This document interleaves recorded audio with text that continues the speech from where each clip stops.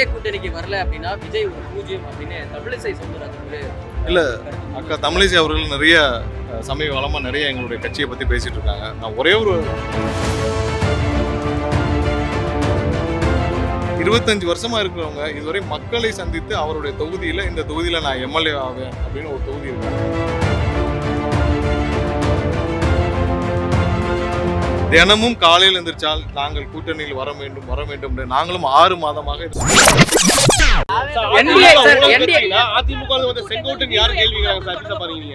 இல்ல அண்ணன் செங்கோட்டையன் மீது இதுவரை ஏதாவது ஒரு சின்ன ஊழல் குற்றச்சாட்டு இருந்தால் நீங்கள் சொல்லலாம், ஏதாவது ஒரு ஊழல் வழக்குகள் இருந்தால் சொல்லலாம்.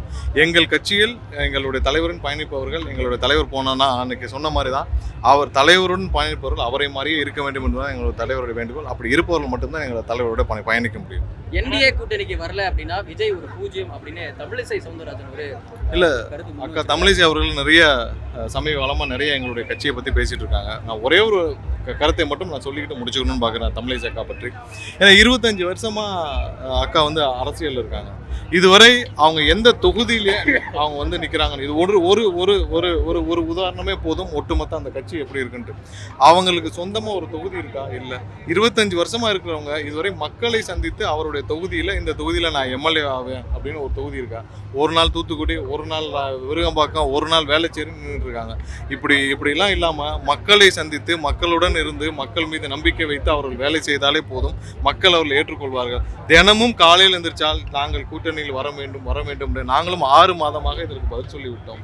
எங்களுடைய நிலைப்பாடு என்ன என்று தயவு செய்து அவர்கள் வந்து மக்கள் மீது நம்பிக்கை வைத்து அதை போய் பணியாற்ற வேண்டும். எங்களை பற்றி தேவையில்லாமல் நாங்கள் ஏதாவது தேவையில்லாத எங்களுடைய கவனம் எங்கே என்று எங்களுக்கு தெரியும். நாங்களை மக்களை சென்று சந்திக்க வேண்டும்.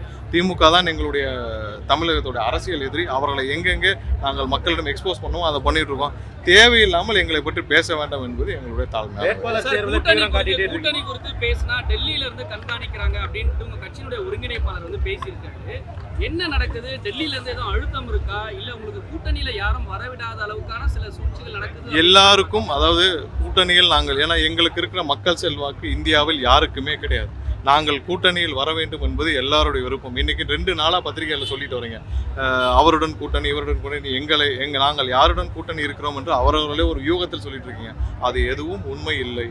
அந்த மாதிரி எந்த உண்மையும் இல்லை. ஏதாவது கூட்டணியில் முடிவுகள் இருக்கப்பட்டால் எங்களுடைய தலைவர் அபிஷியலாக அறிவிப்பார். நீங்கள் யூகத்தின் அடிப்படையில் 2 நாட்களாக ஐயா திரு ராமதாஸ் அவர்களுடன் பேச்சுவார்த்தை நடத்தி கொண்டிருக்கிறோம். இது மாதிரி பல யூகங்கள் வருது. அந்த யூகங்களை தயவு செஞ்சு பத்திரிகையாளர் தவிர்க்க வேண்டும் என்று கேட்டுக்கிறோம். ஏதாவது ஒரு அபிஷியல் அறிவிப்பு இருந்தால் எங்கள் தலைவர் மூலியமாக கண்டிப்பாக வரும். இல்லை, அதெல்லாம் பின்னர் அறிவிக்கப்படும். வேற ஏதாவது